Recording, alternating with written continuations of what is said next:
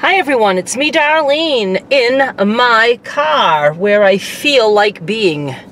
I had a few things to drop off at the post office. I'm in the parking lot next to the post office, my new favorite little car vlog hangout.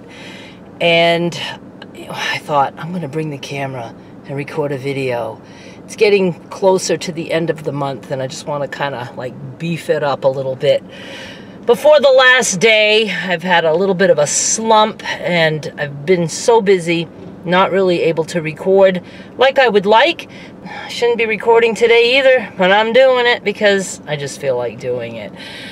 A couple of things. One thing is that, I want to touch on Derek's video, but before I forget, I know I told you guys that I had an apartment in Mississippi, but I don't think I ever mentioned it on video that I don't get that apartment until, I thought it was September 17, but it's September 18. That's my move-in date.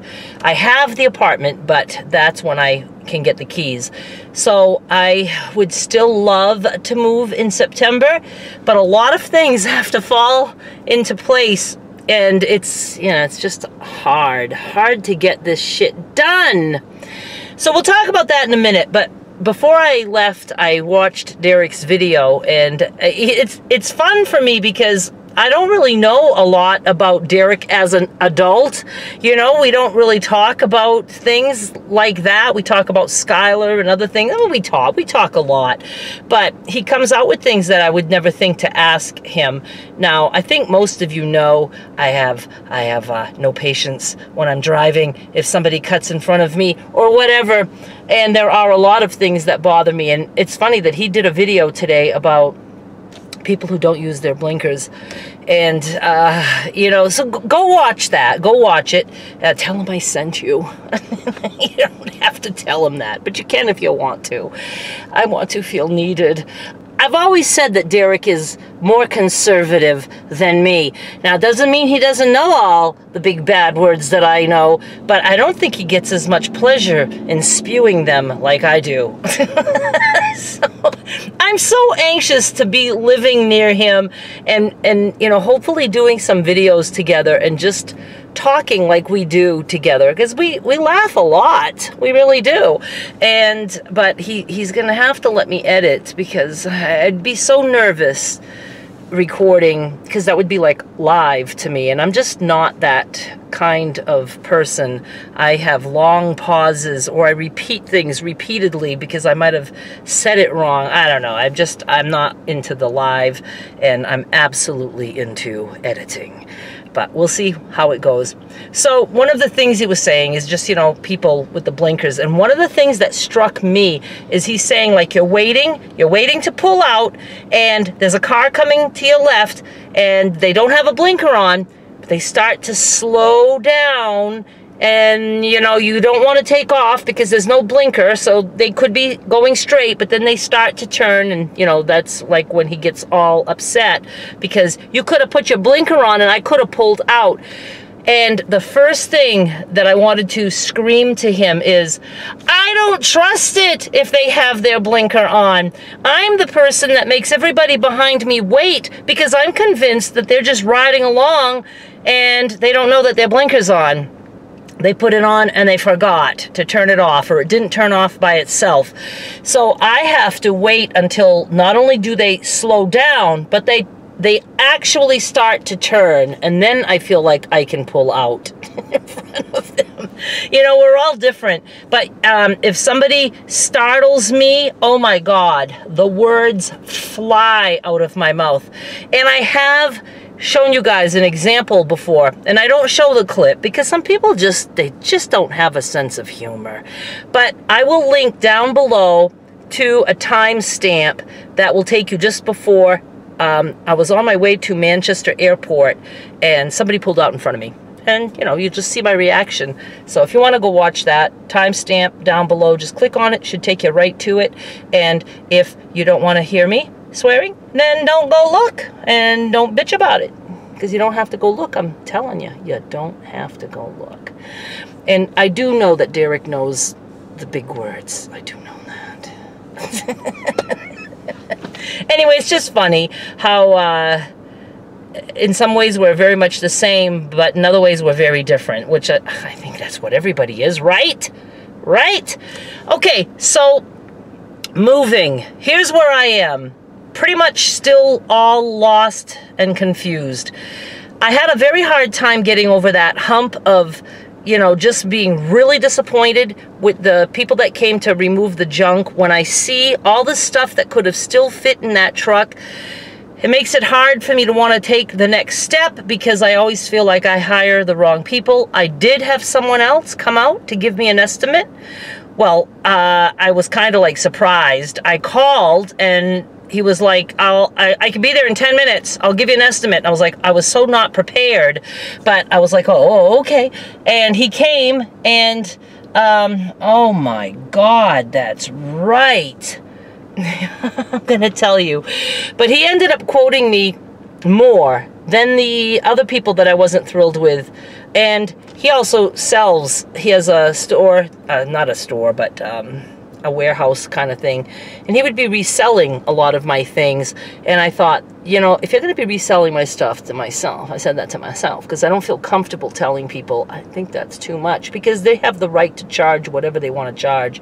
But I was like, I just don't feel good in paying more. And, you know, I was kind of hoping it would be less because he can sell some of the stuff. But anyway, this is how this went. First I showed him the garage or whatever. When we entered the house, the first thing we did is I took him upstairs to show him my husband's bed, because I'm thinking he can sell this, you know, so that'll take off, you know, some of the bill, you know, for the stuff, the other junk that he takes out.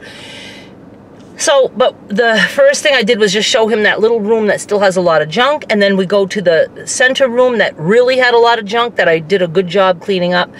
And I'm showing him the dresser, and he goes immediately to the window, and he starts banging on the window. He's trying to, like, open the window. Like, what are you doing? He goes, oh, I was going to take the air conditioner out for you. First of all, what if I don't want that air conditioner out? What if I'm running that air conditioner during the day when I'm up there doing something, you know? And I was like, oh no, don't. Leave it right there. I said, I'm not taking any of the air conditioners out yet. And I, you know, I just don't know, because I know that the windows are an issue, and I'm so afraid that somebody's going to break a window, or that the whole frame is going to fall right out of the house. So he's still pounding on it, and I just wasn't really happy about that. And he says, yeah, it's pretty stuck. And I said, yeah, I said, but let's not worry about the air conditioners. So then we go into what was my parents' bedroom, and then my husband's bedroom. And when I show you that room, you might notice that there's an air conditioner, and then there's like priority boxes covering, because the top window had slid down and got stuck there, and there was no way that I could close it. You know, I couldn't reach my hand behind there, so I had to cover all that.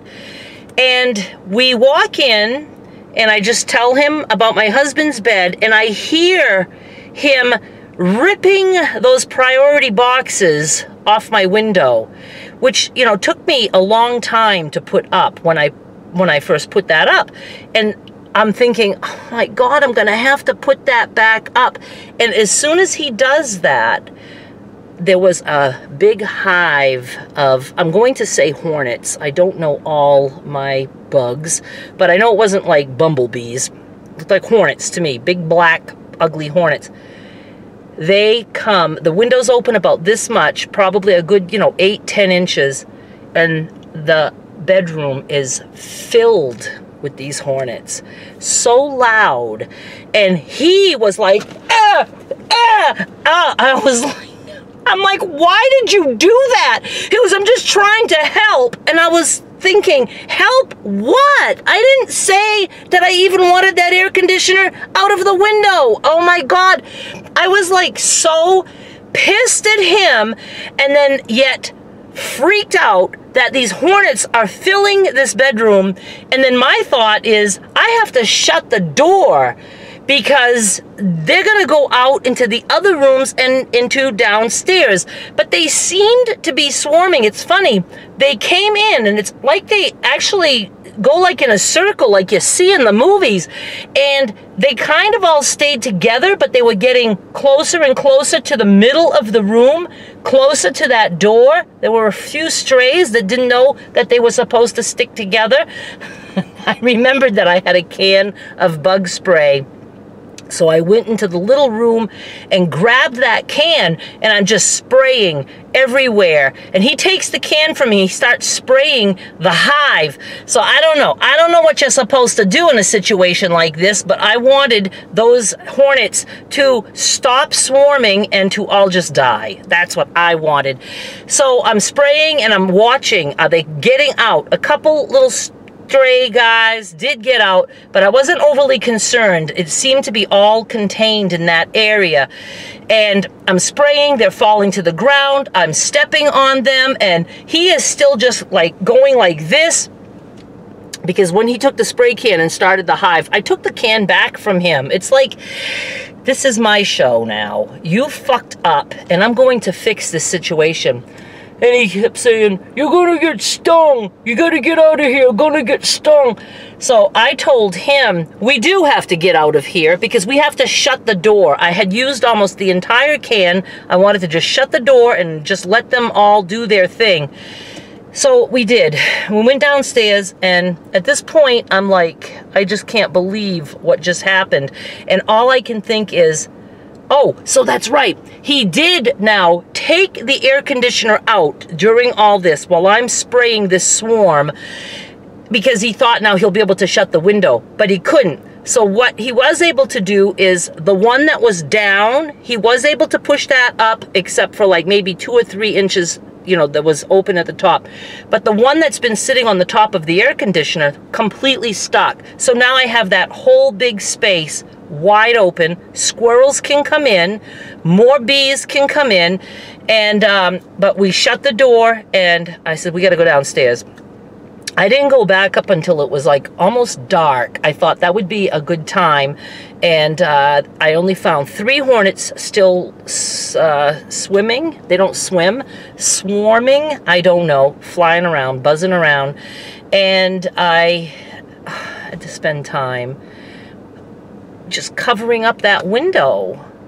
The top I used just clear tape, did an okay job. Now I was trying to use tape for that big massive open spot, but then I found some Tyvek mailers and I was able to cover with that. And he said, call me Monday and I'll come over and start. And I'm thinking, does he really think that I want to hire him? Oh my God. So I just don't understand that. That was just so bizarre to me. And that's why I say well, I didn't even hire this guy, but, you know, who just does that? Who just goes into somebody's house and then, you know, just starts banging on a window to take an air conditioner out, and then just goes into another room after I say, don't touch the air conditioner. I'm okay. Leave everything in the window. Goes and just rips a whole big thing off my window. Doesn't he think that that's probably there for a reason? I don't know. I don't know. So that was dump guy number 2 that I was going to try. And what's sad is I hoped he would have worked out, because he also does moving, like he'll pack somebody's U-Haul, that kind of thing. But I don't know. He quoted me way too much, and just not happy. Not happy with that whole hornet incident. So there's that. Now, what we're trying to do right now is get my mother moved. Somebody just went by and they just like stared at me because they don't know why I'm talking and I'm so animated. Trying to get my mother moved. I found a bed for her at one place, but then when the referral got sent from the nursing home here, the social worker from here ended up going on vacation. She went on vacation, so when she came back, she called them about the referral, and now there was no beds. So I went with choice number 2. Choice number 2, as far as me thinking it's probably not as good as the first place, but the first place was a location I didn't like. It was in the opposite direction of the shopping area. The second place, the one we're trying to get her in now, it's like only 15 minutes away, and when I go there, everything I could possibly need to do for shopping is there. So that would be like really convenient. Let me see. I just want to see if it's Derek. Nope, it's nothing. It's just the mystery ding dong. Okay, so the social worker called them yesterday and she said they have openings. So she said, I sent the referral. And I said, what do I do? She goes, you could call them tomorrow for a follow-up. And I didn't know really what that meant. And I tried to think of things that I want to ask, but I thought, I'm just going to call and ask, who is the person that I would be dealing with?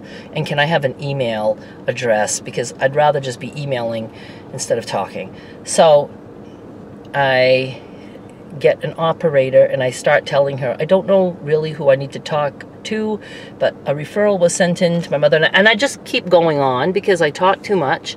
And the next thing I know, she had just switched me over and I'm being told to leave a message. And I was like, oh my God, don't even know who I'm leaving a message to. So I left a message. And of course, and that message was brief because I was embarrassed now that I was talking too much. And the operator didn't even bother to tell me that she was going to switch me over. So I was just, somebody sent a referral and I just don't know what the next step is. Can you please call me? And I didn't hear back. So I'm trying to get her in there. And then the transporting her, I looked up another transport by non-emergency. I'm going to call it an ambulance. I mean, it's like these big funkified vans or whatever. The first one I had told you about sounded good, and it was $7,800. And I was like, there's got to be something a little bit cheaper. So I called this other place, and I fell in love with the vehicle. It was like, I want to go on this ride. And they were like the other one. It's one price, but my mother can have a person. It's not extra. And I thought, I'd go on that ride. It was like all glass windows and two nice beds that I thought that would be kind of fun, just laying there, looking out, but nobody can see in. Not that I even would care, but I just thought that would be nice to just relax for 24 hours while I'm being driven around. So she explained the whole thing, and then she did the quote, and it was $10,900, almost $11,000, and I was seriously considering it. Not right there on the phone, but after I was like, what the hell? It would be something I would do with my mother, and just, it seemed luxurious. But then I thought, I could get on that and hate it. And, it's just crazy amount of money. So then I called some elderly agencies, and one said, how about something like Sky Nurses? Because they don't have people that they recommend. It's very hard to get anybody to help. And so I called Sky Angels. Now, I was hoping it was that they had certain airlines that they flew that were more equipped to take care of an elder, but no. It's commercial airlines. I let them give me a quote. I told her everything, but what it is they schedule everything. So I have nothing to do. They schedule a car to come or whatever that my mother can be in that will take her and a nurse to the airport and then fly. And then that nurse is with her the whole time, and then there's somebody scheduled to pick up. To me, there's so many things that could go wrong, and my mother absolutely did not want to do that because it's stressful enough for her to think about being on a plane in her condition at her age, but to be with a complete stranger, she just didn't like it. And then, but I said, I agree, Ma. I said, but I'm going to still let them send the quote because I'm very curious. Well, I wasn't going to call them and say, don't send the quote. She said the quote would be in like the next day by email, but I didn't get it for a couple days, and it was a little over $5,000. And, because you have to pay for everything. You have to pay for the nurse to fly back, for a room. And I think they even had it down as 2 nurses. They probably thought she'd need 2 because of, her, she's not very mobile at all. So that was out. But then it got me to start thinking about you know, if nurses can take her on a plane and they think that, you know, that's okay, that maybe I could, if I could get my sister to help. So I did talk to my sister about it, and if it would work out for her, then she would be willing to do it, and it would cost me less than any of these other options, you know, just to, you know, it's the flights and, you know, airport parking, gas, you know what I mean? I'm not, there's not as many things that can go wrong. I know Derek would be there to pick us up. It's not like I have to rely on an agency or some company that's supposed to be there, you know. So it would make me less nervous. So we're thinking about that. But again, I can't know until I know when my mother has a bed. And I have no clue. Oh my God, I'm talking so much. I have no clue. If they say, yeah, we have a bed for her, bring her tomorrow. You know, that's one thing I'd like to ask this nursing home. How much of a notice do I get? How long will you hold a bed? Because I can't just get her there like that, you know? So it's, there's a lot involved. There really is. But I do know that, you know, if it comes time to move and I still have shit in my house, I can just call people who are just going to come and wipe it all out, you know, just take everything. It's just expensive. And so, you know, I'm still trying to get rid of some things. I actually have a few things on Facebook Marketplace. I don't really want to talk about that too much because it stresses me out. But I sold a dresser. I was glad. The dresser in that room upstairs, that was my room, that room that was really messy at one point, there's a tall brown dresser. I asked 25 bucks. That one went great. The people came right away, took it, paid, and gone. But, you know, the thing is that a lot of people want to see something, or they ask a bunch of questions, and can I come at this time, So I have learned that I say right in the description, first, must come with cash, small bills, whatever, because I don't have change. I don't carry cash, ever. So, other thing is, if you need 2 people, I say, you're going to need 2 people. I'm not helping. I'm not helping bring heavy things up and down flights of stairs because, you know, I have a knee that's not great, and so you have to take care of that.